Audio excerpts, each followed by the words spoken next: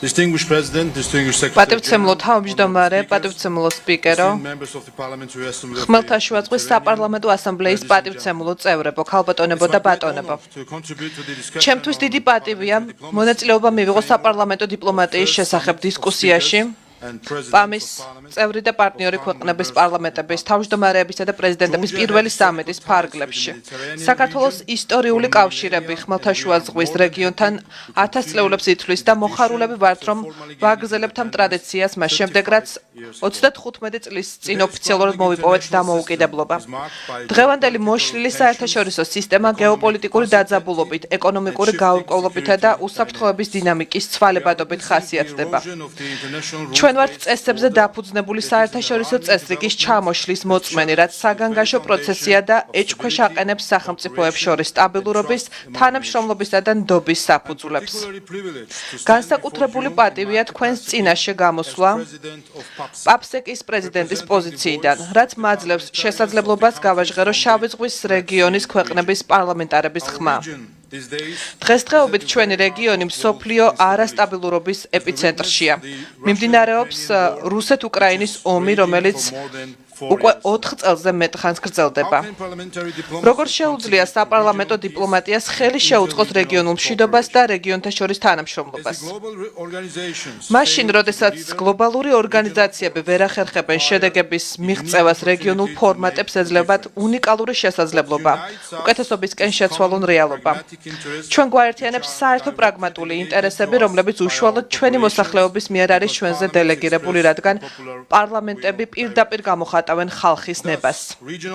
ამგვარად რეგიონული გაერთიანებები ქმნიან ჩარჩოს, რომლის საშუალებითაც მეზობელ ქვეყნებს შეუძლიათ აწარმოონ დიალოგი, განიხილონ საერთო გამოწვევები და პრაქტიკულ გადაწყვეტილებებს მიაღწიონ. ხმელთაშუა ზღვის, შავი ზღვის და ყურის რეგიონები ერთმანეთთან დაკავშირებული სივრცეებია, სადაც გაძლიერებულ თანამშრომლობას შეუძლია ხელშესახები შედეგების მოტანა. გაძლიერებული საპარლამენტო გაცვლები შესაძლოა სტაბილურობის, ინოვაციებისა და მდგრადი განვითარების ხიდად იქცეს. ეს კავშირები მშვიდობას დამატებით შანსებს მისცემს. რეგიონთა შორისი თანამშრომლობის, რომელი მთავარი მიმართულებები შეგვიძლია გავუყოთ მშვიდობისა და სტაბილურობის მისაღწევად. დაკავშირებადობა ამ თანამშრომლობაში ცენტრალურ ადგილს იკავებს. სტრატეგიული სატრანზიტო მარშრუტების, მათ შორის შუა დერეფნის განვითარება, ევროპასა და აზიას შორის ვაჭრობასა და ეკონომიკურ ურთიერთობებს ახლებურად აყალიბებს. ეს დერეფნები თანამშრომლობის არხებია, რომლებიც ჩვენს რეგიონებს აახლოებს და გლობალური მიწოდების ჯაჭვების მოწყვლადობას ამცირებს. დაკავშირებადობის საკითხი მჭიდროდ არის დაკავშირებული ენერგეტიკულ უსაფრთხოებასთან, რომელიც ჩვენი საერთო მომავლისთვის გადამწყვეტ თემად იქცა.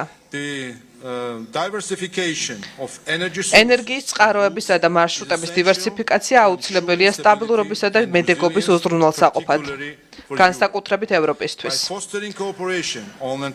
ალტერნატიულ ენერგორესურსებსა და ინფრასტრუქტურაზე თანამშრომლობის გაძლიერებით ჩვენ ხელს შევუწყობთ ეკონომიკურ ზრდას და უფრო უსაფრთხო და მდგრად ენერგეტიკულ გარემოს. თუმცა, მედეგობის გასაძლიერებლად ნდობას გადამწყვეტი მნიშვნელობა აქვს. ამიტომ ჩვენ, როგორც პარლამენტარებმა, უნდა გავაგრძელოთ ღია დიალოგი მაშინაც კი, როდესაც ჩვენი პოზიციები ერთმანეთისგან განსხვავდება. სიამაყით აღვნიშნავ, რომ ამ ტურბულენტურ პერიოდში სამხრეთ კავკასიის ქვეყნები, საქართველო, სომხეთი და აზერბაიჯანი უნიკალურ სიბრძნეს მომავლის ხედვას ავლენენ და მშვიდობის, თანამშრომლობისა და განვითარებისთვის იმედს ქმნიან.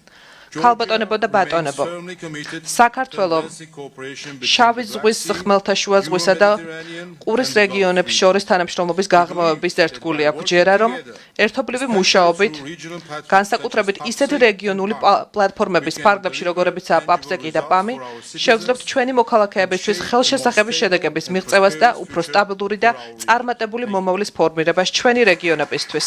მადლობა.